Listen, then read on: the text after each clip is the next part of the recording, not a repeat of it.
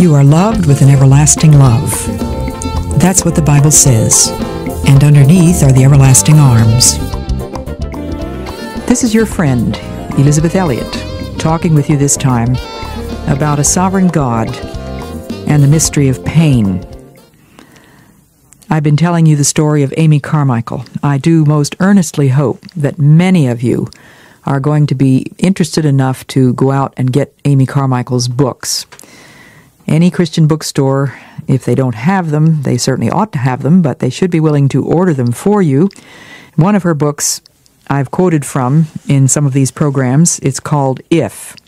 And one of those ifs is this: if I make much of anything appointed, magnify it secretly to myself, or insidiously to others, then I know nothing of Calvary love. I suppose if Amy Carmichael were speaking in modern lingo, she would say, if I make a big deal out of my troubles, then I know nothing of Calvary love.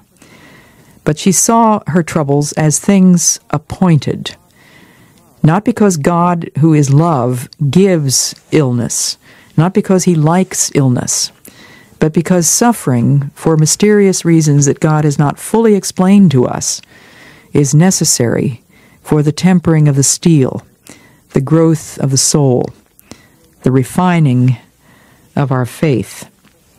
One of the most painful things that Amy ever went through was not the accident that put her in her room for the rest of her life, but it was difficulties with trusted workers.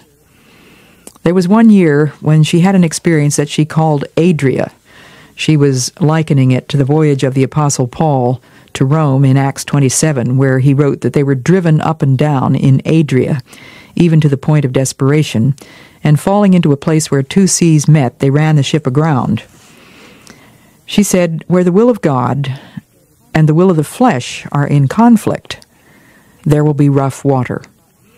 And if the flesh does not yield to the Spirit, there must follow the painful breaking up of hopes and expectations, even as the timbers of that ship were broken up with the violence of the waves. The flesh, in this case, referred to two trusted workers who had to be dismissed for deception and disobedience continued over a long period of time. The peremptory manner in which they were dismissed was anything but delicate, and some objected. Some of those were asked to leave, some of them left voluntarily. There was misunderstanding in correspondence to other parts of the world, and this resulted in deep wounds to the ones who were disciplined and those who had to administer the discipline. This was what Amy called a crashing sorrow, for it undid the work of years. Our white donavoir is being besmirched, she said, but declared that she would rather be deceived 100 times than distrust and misjudge once. She refused to publish abroad her side of the matter, and she left her vindication in the hands of God. To me, that is one of the most difficult things that I am trying to learn myself. I always want to defend myself. I want to be known as having been the one right. I want to preserve my reputation.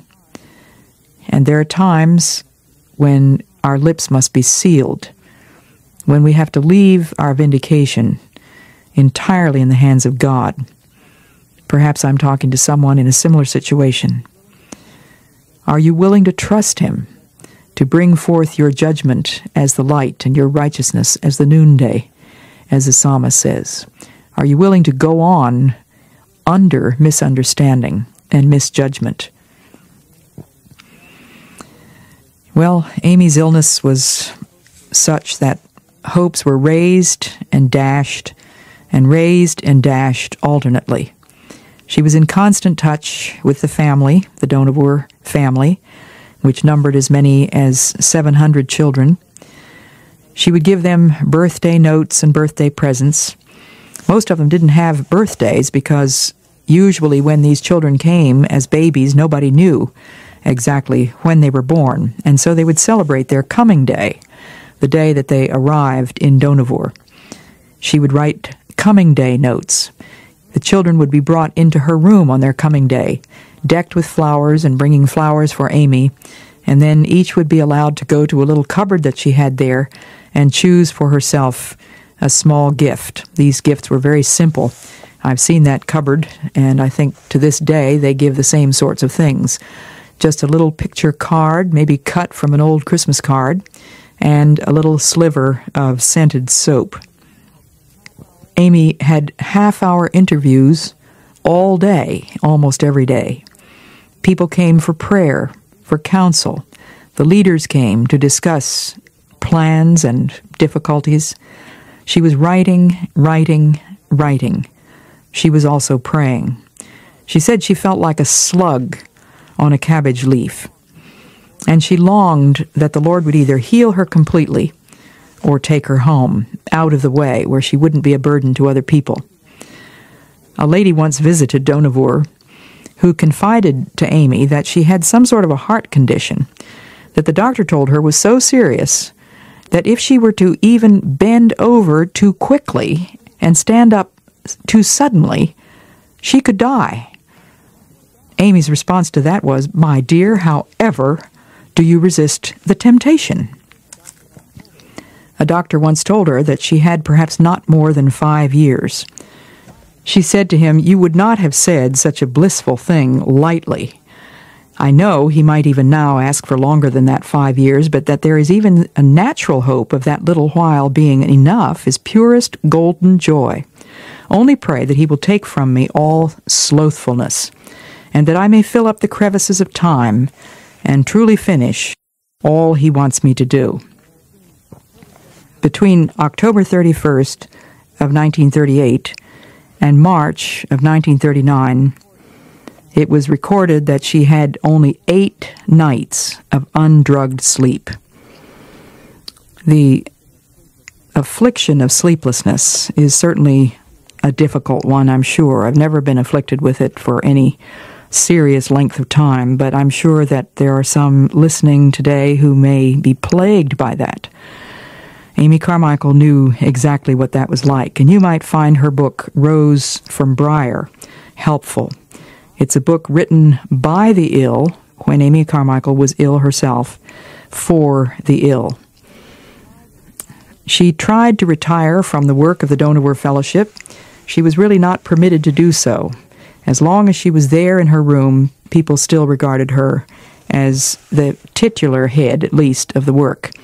One worker said that she was really kept on ice, even though she did her very best to turn it over to other people.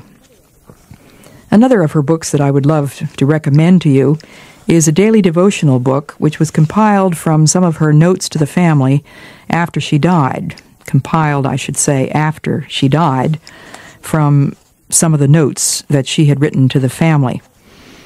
The selection for July 13th is this. Dr. F.B. Meyer once told me that when he was young, he was very irritable, and an old man told him that he had found relief from this very thing by looking up the moment he felt it coming and saying, "Thy sweetness, Lord." By telling this, that old man greatly helped Dr. Meyer, and he told it to tens of thousands. I pass it on to you because I have found it a certain and a quick way of escape. Take the opposite of your temptation, and look up inwardly, naming that opposite. Untruth, thy truth, Lord. Unkindness, thy kindness, Lord. Impatience, thy patience, Lord. Selfishness, thy unselfishness, Lord. Roughness, thy gentleness, Lord. Discourtesy, thy courtesy, Lord.